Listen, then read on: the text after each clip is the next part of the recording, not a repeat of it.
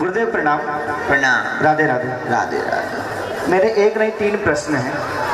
पहला प्रश्न यह है कि जब आरती गाते हैं तो आरती में लिखा है राम जी नगरिया राम की बसे गंग के तीर, अटल राज महाराज की चौकी हनुमत वीर। राम जी की नगरिया अयोध्या है तो अयोध्या में सरयू बहती है, तो फिर वहाँ पर गंग का तीर क्यों कहा गया? बसे गंग के तीर, अटल राज महाराज की चौकी हनुमत वीर। फिर से एक बार पूरा दोहा बोलो। राम जी नगरिया राम की बसे गंग के तीर, तीर यानी किराना, अटल राज महाराज की चौकी हनुमत वीर। ठीक है, और बढ़ो। पहला प्रश्न यही है, आप इसका उत्तर देते फिर मैं दूसरा। अच्छा, मतलब देख के दे हो क्या? नहीं देख के नहीं गुरुदेव। हाँ नहीं, ये भी ठीक है कि उत्तर लेवल को आ रहा हो कि नहीं आ रहा हो। चलिए बहुत अच्छा। क्या नाम है आपका? दुर्गेश शुक्ला। सुनिए, ये आरती नहीं है, स्तुति वंदना है। जी ठीक है, पहली बात। दूसरी बात, ये बात अयोध्या के लिए नहीं कही गई है। ये बात राम जी की जहाँ कथा होती है वहाँ राम जी नगरिया बना करके मन मंदिर में बैठ जाते हैं। उस मंदिर मन मंदिर की जो हाजिरी है, जो पहरेदारी है, वो हनुमान जी चौकी करके करते हैं। और सत्संग गंगा की धारा का किनारा होता है, उसके लिए इस वंदना का उल्लेख किया। धन्यवाद। अब अगर लेवल को मिल गया हो तो बढ़ो।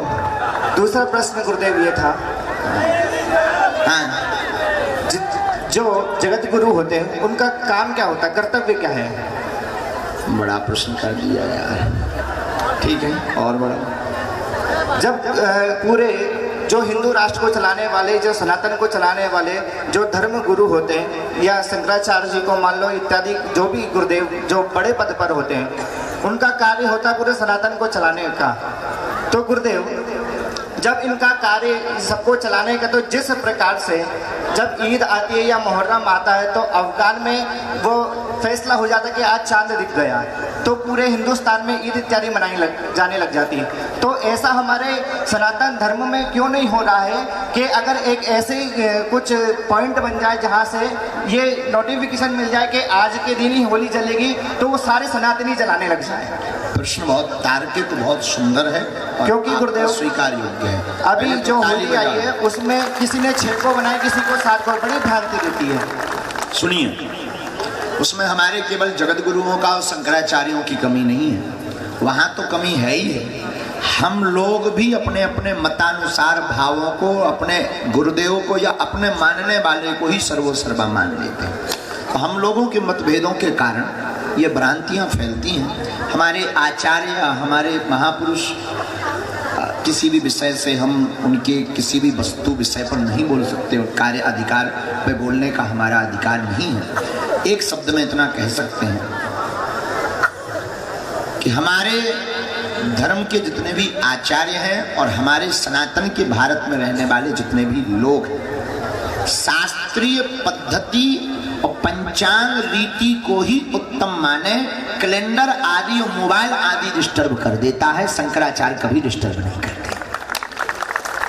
जैसे हमको एक व्यक्ति ने समझाया था, बहुत अच्छी, एक हमारे मित्र हैं, हम कई बार मोबाइल पे कोई चीज़ भेजते थे तो हम उसको ही सत्य मान लेते थे। तो उन्होंने समझाया कि जरूरी नहीं है कि जो व्हाट्सएप पे चल रहा वो सत्य हो।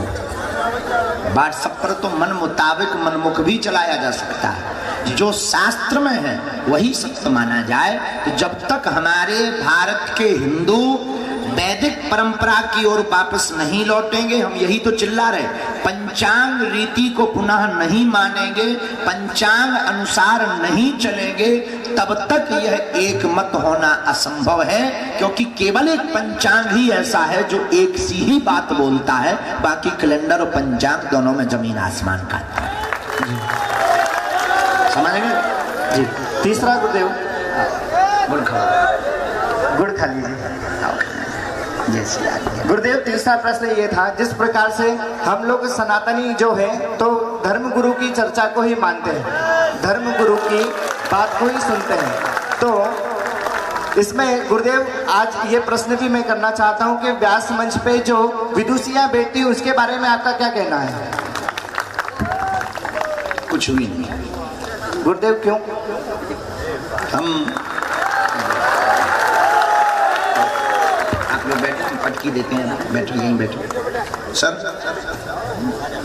हम बहुत ही कम अपने धर्म के लोगों के बारे में खींचातानी करते हैं। गुरुदेव जी खींचातानी नहीं है एक नंबर 2, महिलाओं को अनुष्ठानात्मक गद्दी पर बैठने का अधिकार नहीं है, परंतु प्रवचन करना व धर्म का जागरण करने का अधिकार है। तो गुरुदेव धर्म का प्रचार प्रसार तो जगह जगह जाकर भी कर सकते हैं, व्यास मंच पर बैठकर ही क्यों? ये बड़ा कंट्रोवर्सी वाला विषय है, इस पर बोलेंगे तो कल ही काले झंडा लेकर निकल लगे। तो गुरुदेव और हम इस देश में एक कानून है वुमन, अच्छा गुरुदेव इसीलिए क्षमा करो। ठीक है गुरुदेव, लेकिन एक जिज्ञासा और है। अबे हम वैसे ही विवादन में हैं। लेकिन आपका विषय बहुत तार्किक है और आप धन्यवाद के पात्र हैं, इनको ताली बजाकर धन्यवाद। हाँ, विषय भी 3 हो गए, एक ही से ही संतुष्टि रखना चाहिए।